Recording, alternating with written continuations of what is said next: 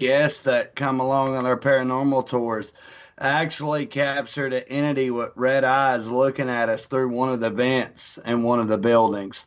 Like they got this vent on the wall, and they actually got two red eyes that looking at us through the vent. It was pretty crazy. It was like a grate opening in the side of the wall.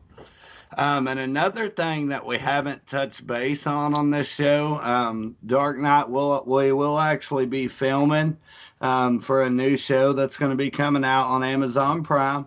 And you had mentioned Gavin and Paula Kelly. They will be speaking at our Paracon. They're actually the ones running the show. You mentioned them. We're actually going to be featured on 2 full episodes.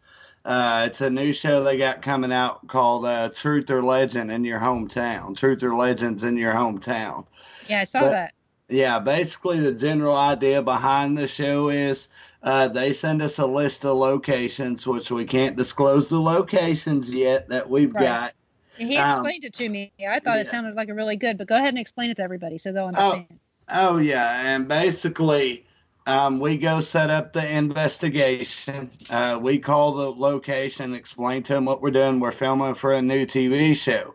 The idea of the TV show is for us to determine whether it's truly haunted or it's a legend. And then basically we're the ones that get to stamp the case truth or legend. And then we get together with Gavin and Paula, and then they actually come down and film at the location and investigate it with us, and we determine whether it's truth or legend or not. I thought the concept was pretty interesting. Yeah. So, because I got a feeling there's going to be some places that are going to come back that to only be legend. Yep. Oh, yeah. There's no doubt in my mind that some of them will definitely be legend. I can say for certain, though, that some of the locations, at least a few of them that they sent us, we know for sure is paranormal active.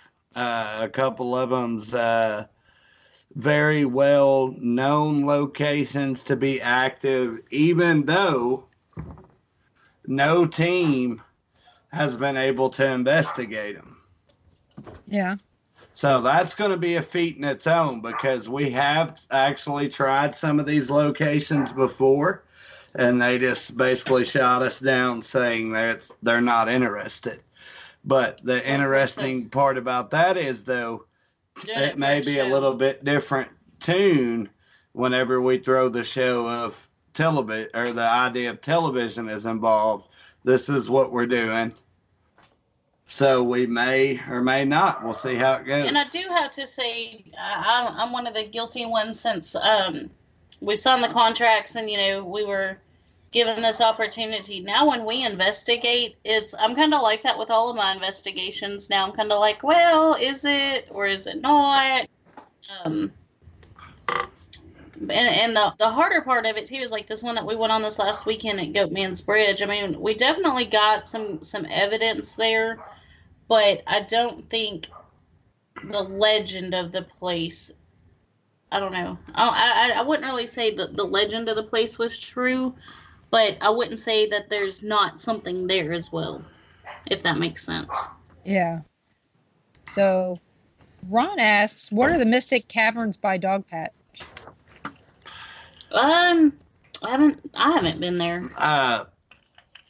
The Mystic Caverns are down the road a little bit, not too far. I haven't really dove into the Mystic Caverns that much yet. They do seem intriguing and such. We've talked about stopping by there sometime when we're on our way to Dogpatch, or going to check them out. But have you ever been there, Lauren? To where? Mystic Caverns. I have not. And there's also, believe it or not, I don't know how many listeners out there are familiar with Belle Starr. Yeah, I've heard of it. Yeah, I've heard of her. Yeah, there's quite a few places around this area where she's stayed and had camps at. Yeah, there's actually caves here that are known as Belle Starr's hideout. She actually hid out in the caves One of them's For really cool. It's on the National Forest. I used to live right at the edge of the National Forest, and I used to go up, and it's like behind a waterfall. And everything was like she carved in the stone, like different chairs, and like there's one side of it that's like a bed where she laid. It's pretty cool. Like I said, I remember something about her because there's something was on one of the TV shows not that long ago about Bellstar. yeah, she's kind of the female version of Jesse James, outlaw type. Yeah, which we have up here. We have we actually have Jesse James' home up in Kearney, Missouri. Yeah, Missouri. Actually, me and Lauren were actually on the way to Iowa, and we actually stopped in Kearney, Missouri, and it was all welcome to the home of Jesse James. I'm all like, well, that's awesome. I would love to actually go check out the home of Jesse James. There's a lot of outlaws and such, and I like the history of it too, not Yeah. just the paranormal aspect. and one thing, I don't know if you ever heard of the Clayton House in Fort Smith or not, Denise. I haven't. The think Clayton it's House it's an incredible location. We've investigated there twice now. But the Clayton House, Clayton was actually the prosecuting attorney for Judge Parker. Okay. She was known as the hanging The judge. hanging judge. And if Everybody you're into knows him. westerns, if you watch True Grit, it's kind of based on Judge Parker. But he was actually the prosecuting attorney for Judge Parker, and Judge Parker actually visited the home regularly. They were really good friends. They were good friends, But and it was also a union hospital. yeah, it was also a union hospital. The Clayton House was also a union hospital at one point in time as well. Oh wow. So it's got a You yeah. guys have a lot of stuff down there that, like I said, we haven't been down since his dad went down to visit and ended up in the hospital down there. And so Ron went down then, of course, and then we went down to visit for some softball games in Springdale. And so we really haven't been down except when we went to see Kat. She was at the Ozark UFO conference in Eureka Springs. So we went down to Eureka Springs on those turns where you see the back end of your car as you're going around the turn, and, and from the north side. Now we just come from the south side now, but there's some amazing locations there too. The Crescent Hotel and the Basin Park Hotel. Mm-hmm. We've been to the Crescent. We've had some things there. We actually talked to some people when we were there, and freaked out a couple people, and took over our tour. And our tour guide wasn't real happy with us. But when you're tour guides, that's what you do.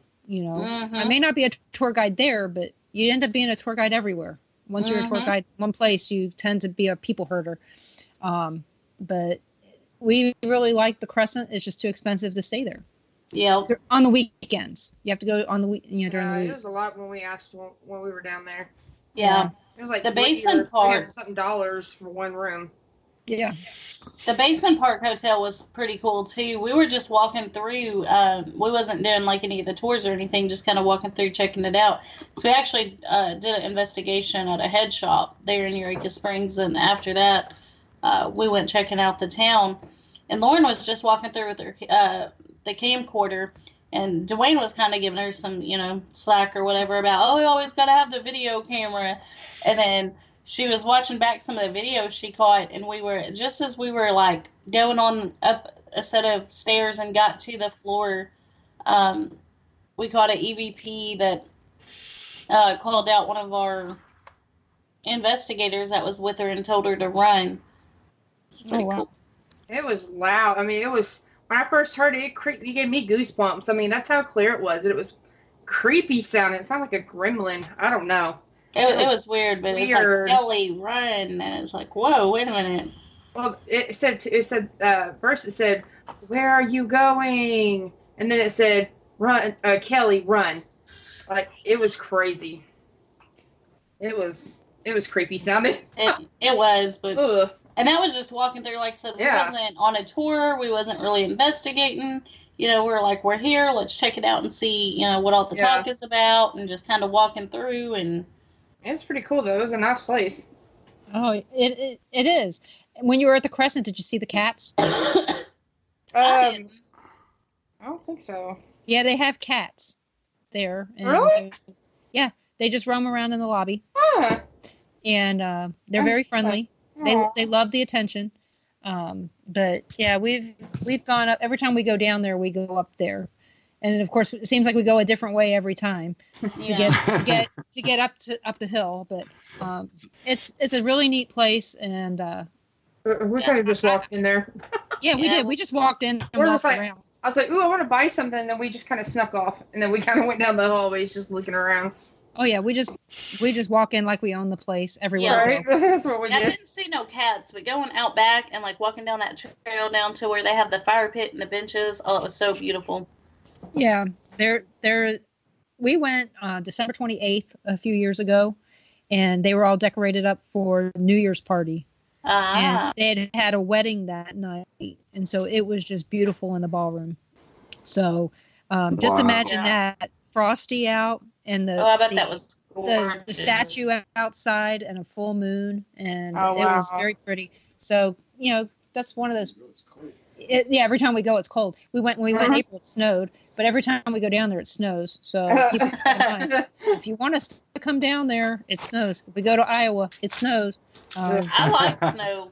I hate the cold, but I love snow. Oh, well, like I said, right now it says it's 11 degrees here, and we have snow on the ground, and it feels like 11. Oh, that's a change. That's a heat wave for us right now. You said you guys went to Iowa. Where'd you go in Iowa?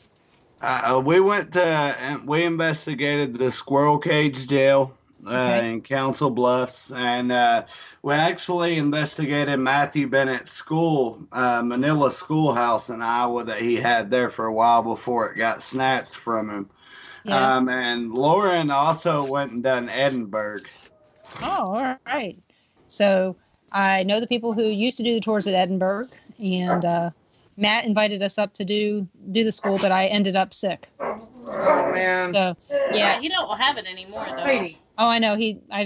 I found out, and apparently I'm probably glad I didn't go because of how I got sick. So this whole like I said, really long story. But you know what? We're coming up on our next break. This is our last break, everyone. So you've got just a few more minutes to ask those final questions that you have of the guys, and well, guys and girls. I just call everybody guys, so I don't That's mean all to, right. Okay. not offending anyone. No, you're fine. So come on, guys, ask those questions, and we've got all kinds of things I still want to talk about. And but you're listening to WBHM Digital Broadcasting out of Birmingham, Alabama. This will be a 2-minute break, so we're back. All right. You are listening to WBHM Digital Broadcasting. The best in paranormal talk radio.